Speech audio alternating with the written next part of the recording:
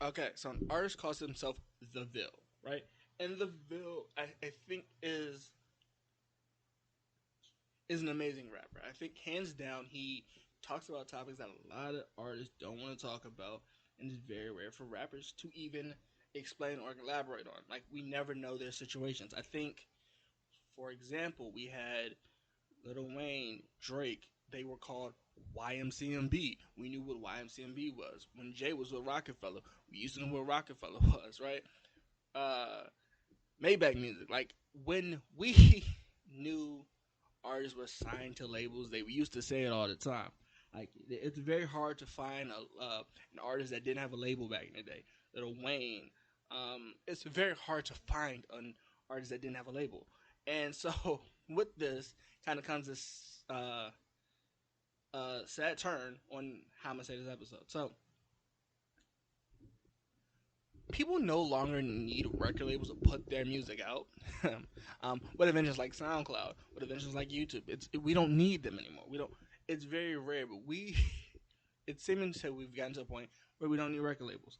And this guy called DeVille, he talks about his experiences being an independent artist and stuff like this. And I think it shows that you don't get anywhere overnight, but it also shows how dedicated you have to be to your craft to be great at music. Like music isn't just, hey, I'm gonna go in the studio and put auto tune on anything, and it's genuine. You know, we don't get that side of an artist's perspective, and DeVille did it with "Places to Love," right? So this the song is called "Places to Love," and it's very it's very different. Like it's a very different um, idea to think of. Like so, he's talking from an actual artist perspective, and so y'all can probably tell, I'm a little biased. I like this guy a lot. I like this guy's music a lot. So I'm gonna talk about this song called "Place to Love," "Place to Love,"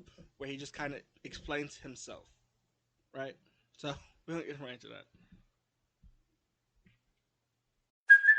Hey, it's Kaylee Cuoco for Priceline. Ready to go to your happy place for a happy price? Well, why didn't you say so? Just download the Priceline app right now and save up to 60% on hotels. So whether it's Cousin Kevin's Kazoo concert in Kansas City, go Kevin, or Becky's Bachelorette Bash in Bermuda, you never have to miss a trip ever again. So download the Priceline app today. Your savings are waiting. Go to your happy place for a happy price. Go to your happy price, Priceline. I have to start off by saying that "Places to Love" by DeVille is a very short song, but it has a very a unique meaning to it. So the sample that he uses for this is "Let Me Know," and I think it is Mario. I think the sample is Mario. I think. Don't quote me, but he talks about and I think this is the thing. We don't really get like an independent artist going, "Hey, well, this is what I got to deal with." So he says that. He did it without. He didn't have a team. Like the PR, the building, everything you have to do without a team is very stressful for him. And like a single artist is doing this by himself, an independent artist. He did it independent. He grew a name being. He grew his own name being independent. Like rapping in the car, rapping in the car, doing his own thing. He made it to where that's like his brand. Like if I go. An artist that raps in his car and does 2 to 3 minute raps on anything and can relate it to anything, I go to Ville because Ville is a guy that can do it. He can get anything done. So he says he's in. He says he's independent. Okay, now this is another thing that I think people, a lot of rappers don't explain, but you'll get a few rappers that say it in interviews. He said, "I used to love rap," right? There's a certain thing, and I think this is more common than people think. But there's a thing of where, from an outside perspective, you always love whatever you like loving. If you love music, from the outside view and you're a listener to everything, you love everything about music. You like the 808s, the snares, the kicks, the pianos, the trumpets. You like everything about it. You love everything about it, right? You love the sound. But then there are a lot of people that love it, but then they get into the music and they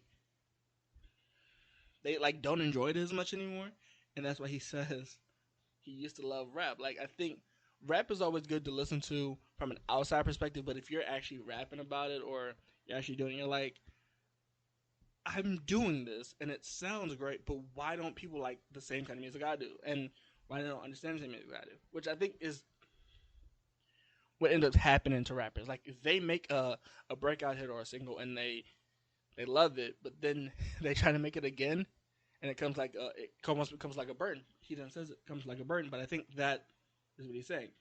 He also says he doesn't have to make gangster rap. So, and this is my thing, he doesn't. All right, like I think hip hop is that way where we could, like not hip hop, but I'll go to this artist. This artist could not rap about guns and stuff and still make interesting rap. Could also make you listen to back to back songs that he's released, right? Back to back songs, and you listen to him and you're like, yeah, I can relate to that. It's not necessarily about guns. He doesn't have to talk about guns. He could talk about his story, being underwater with all his thoughts. Cain and Abel, like he can rap about whatever, and it is always entertaining. It's always catchy. It's always lyrical, right? So he doesn't need to rap and try to prove that he's gangster, which a lot of rappers try to do.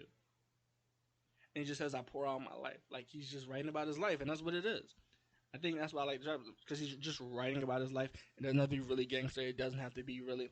He can be genuinely himself, and a lot of rappers can't do that. Whether that's PR teams or whatever that is, a lot of rappers can't. But he's pouring out I'm just pouring my life out. That's the best music to make. He said he's booking around tours all around the map, which that's a great thing. A lot of rappers have a hard time, especially independent artists. They have a hard time trying to book shows because you don't have a manager, you don't have a PR, and you're handling everything yourself, which is hard for some people. And you're still somebody to deal with, which I think that's the thing.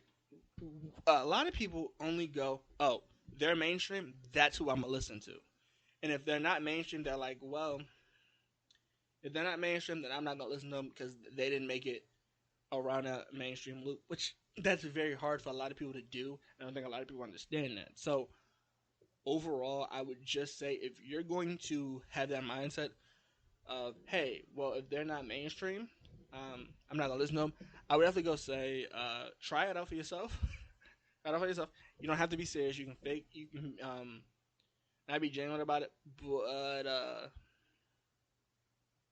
try it out. And if you think you can do it, that's fine. But overall, I do like this song. I'm gonna have to go an 8.2 out of 10 just because I like the way this is formatted. And personally, for me, he's like an amazing underground rapper or mainstream rapper, whichever you prefer. But I think he's good at his craft.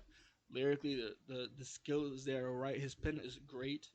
His storytelling is amazing to me, and that's why I just like the song the way it is. As I said, the sample is "Let Me Know," but I think that's Mario's original. But yeah, so overall, I do like it. 8.2 out of 10. I definitely go listen to it. I'm gonna put that link in the description too. Listen to it. Yeah, so I hope y'all enjoy that because that song is kind of good to me.